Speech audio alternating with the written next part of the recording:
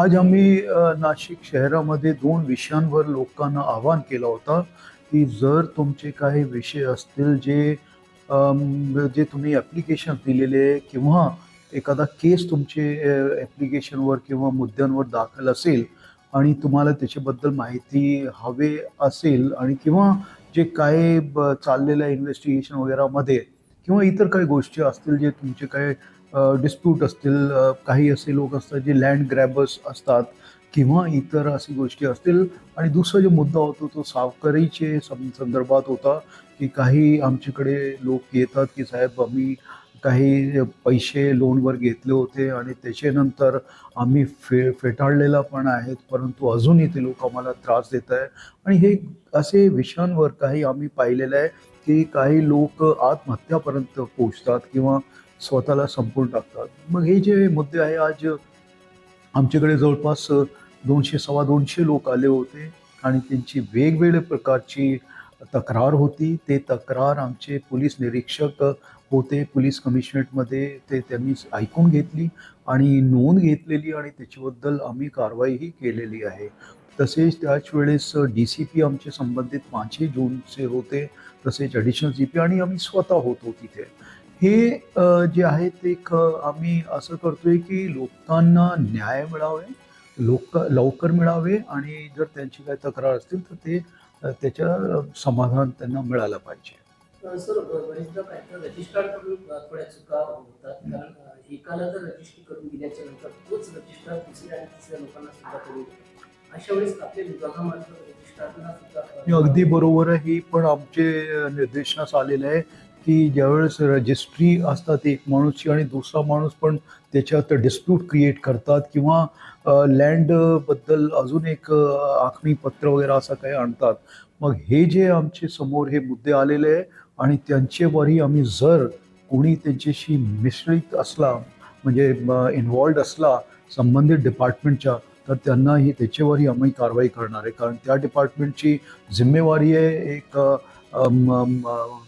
Inquiry करण्याची किंवा ते जे जमीन आहे त्याच्यावर ऑलरेडी कोणाची रजिस्ट्री आहे ते नवीन कसे माणूसचे नाव त्याच्यात येतो, कसे ते इन्फॉर्मेशन लीक होतात. तर ते सगळे मुद्दे आहेत ज्याच्यावर आम्ही काम करणार काय आहोत. आव्हान करण्याचं तुम्ही काय? मी सगळ्यांना माझं आव्हान राहील की तुम्ही ज्यावेळेस कुठलेही जमीनच्या फ्लॅट वगैरेचा सौदा करतात तर तुम्ही बघून घ्या की त्याच्यात काही डिस्प्यूट आहेत का, कोणाचे नावावर आहे, ते टायटल वगैरे क्लिअर आहेत का. तर ते सगळी गोष्टी केल्यानंतर तुम्ही त्याच्याबद्दल पुढे जा किंवा सौदा करा, जेणेकरून भविष्यात तुम्हाला अडचण होणार नाही. एक SOP पण आम्ही इतर डिपार्टमेंट्सला विचारून एक डिक्लेअर करणार आहे की असं जर त्यांनी केलं तर त्यांना लोकांना जे याच्यात जातात किंवा जमीन सौदे वगैरेमध्ये तर त्याच्या त्यांना फायदा होईल. थँक्यू. मी छाया डोरलेकर, राहणार वृंदावन कॉलनी, काटोल रोड, नागपूर. मला या शिबिराबद्दल माहिती मिळाली 2 दिवसापूर्वी आणि आम्ही आमच्या तक्रारीसाठी या ठिकाणी आलो. हा जो उपक्रम आहे हा म्हणजे आतापर्यंत आम्ही जे या लोकांशी भेटलो तर त्याच्यावरनं असं वाटतं की हा उपक्रम फार चांगला आहे. मी CP साहेबांशी पण बोलली की आपण खरंच या भूमाफियांवर कारवाई करणार का, तर ते म्हणाले की आम्ही कारवाई करण्यासाठीच इथे तुम्हाला बोलावलेलं आहे आणि निश्चितच आम्ही कारवाई करू. जे आजपर्यंत कुणी केलं नाही ते आम्ही करणार आहोत.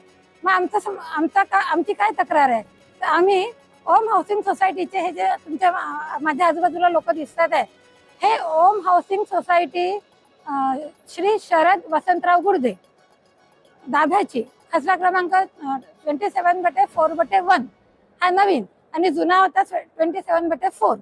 याच्याशी या सोसायटीच्या द्वारे आम्ही छळलेलो, आमचा मानसिक छळ झालेले आहे. आम्ही त्रस्त भूखंडधारक आहोत.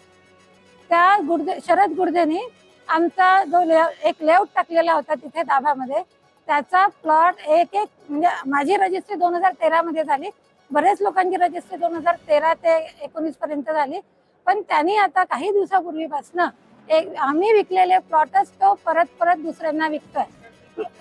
प्लॉट नंबर 36 हा त्यांनी परत आता मागच्या महिन्यात 4 तारखेला विकला, 14 तारखेला विकला. एका व्यक्तीचा प्रवीण सुराव म्हणून आहे, त्यांचा प्लॉट त्यांनी 4 वेळा विकला. असंच तो तिथे 2 काही दलाल आहेत, त्या दलालांच्या मार्फत तो हे प्लॉट विकतो. की आमच्या भूखंडावर जो अवैध ताबा झालेला आहे इतरांचा आणि जो गुर्धे रोज रोज प्लॉट विकतो, तर ते बंद व्हावे, आमचे प्लॉट आम्हाला मिळावे. आणि याच्या जर रजिस्टर बघत नाहीत का, एक प्लॉट जर 4 वेळा विकला जातो तर रजिस्टर ऑफिस काय करते? एक प्लॉट जर दुसऱ्यांदा विकतो, माझी 13 मध्ये रजिस्ट्री झालेली आहे आणि ती जर तो गुर्धे परत विकतो आहे तर रजिस्टर ऑफिस बघत नाही का? तर त्याच्यावर योग्य ती कारवाई होऊन आमचा जो छळ चाललेला आहे तो छळ थांबवण्यात यावा.